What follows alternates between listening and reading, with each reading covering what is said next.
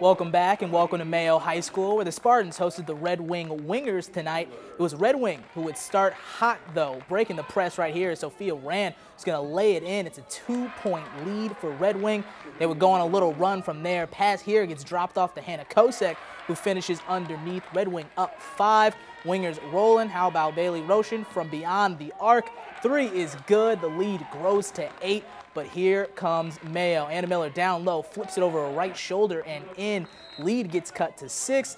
Then Mia Harbor makes it rain from the corner pocket. Mayo within striking distance at 4. Now watch this sequence. Anna Miller gets the block on one end. That sparks the break. Hannah Hansen is going to finish to tie the game. All was said and done there. Mayo would get the win 65-58 at home. Austin with the win over Albert Lee on the road, 65-53 the final from there. Another page, Northfield, a road victory, 72-69 over Century. Some stats from that one. Century's Jordan Sutton, 23 points in that ball game. Number 7, Mankato West, a 63-53 road win over Mankato East. One more page, Owatonna. A lot of road victories in this one. Owatonna with the win, 63-30 over Winona.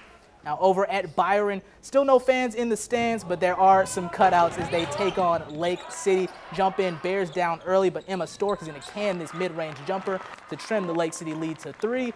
Then a loose ball after a block finds Aubrey Akravic, who floats this one up and in. Just a 1-point game now, but Lake City has an answer. Grace Banny, hand in the face, doesn't matter, nails the free throw line. Jay, lead back to 3 for Lake City. Tigers in transition here. J.C. Majerus with the easy deuce to make it a 5-point ball game.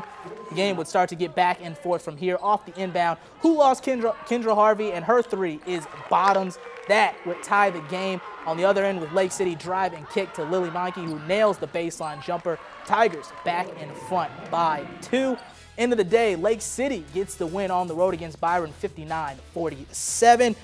And Casson Manorville 70-30 over Kenyon Wanamingo. Score from that, a stat from that one, Abby Schubert, 21 points in that ball game. She's been lighting it up. Cannon Falls, Triton. Hey, Mark, what do you always say about this? Coaches got to call. Got to call. Hayfield getting a win on the road over NRHEG, 60-50 the final there.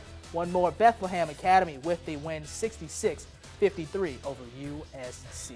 All right, staying in girls basketball, big finish for Blooming Prairie. Megan Oswald gets the go-ahead layup there with 8 ticks left. Then on the other end, 4th-ranked WEM decides to shoot a 3. Ready?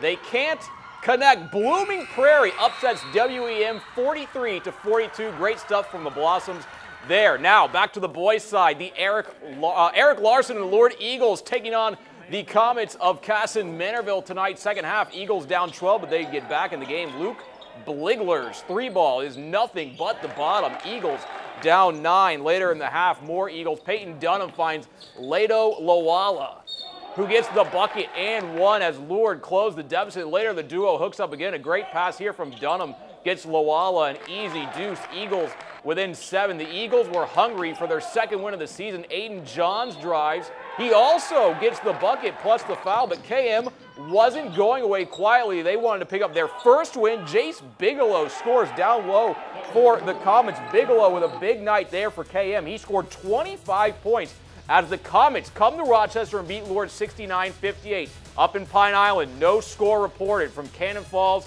against the Panthers. Triton, 5 points better than Zumbrota Mazeppa as the Cobras get back in the win column, 54-49. Goodhue, big win at home over Kenyon Wanamingo, 62-32.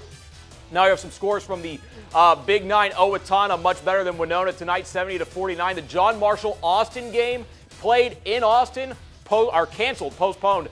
We'll see what happens there. Moving on, Mankato East loses to Mankato West by 17 in the Battle of Mankato. Good upset win there for the Scarlets, and Albert Lee Faribault was a late postponement tonight.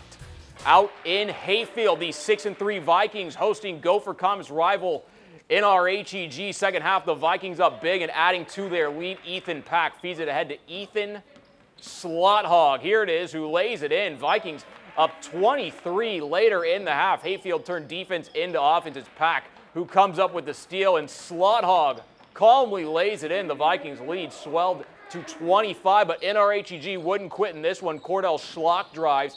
He gets the bucket through the contact as the Panthers cut into the deficit, but the Vikings wouldn't lose this one in transition. Eric Bungum hits Lucas Hansen with a pretty pass as Hayfield put the comeback to bed. The Vikings with a big win in that one, 69-48.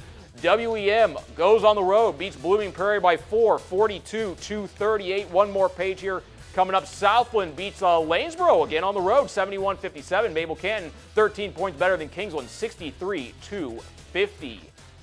Don't go away, hockey fans. We have highlights from Austin as well as our KTTC play of the week. Plus, the War Road Warriors made the 7-hour trek to the Dodge County Ice Palace.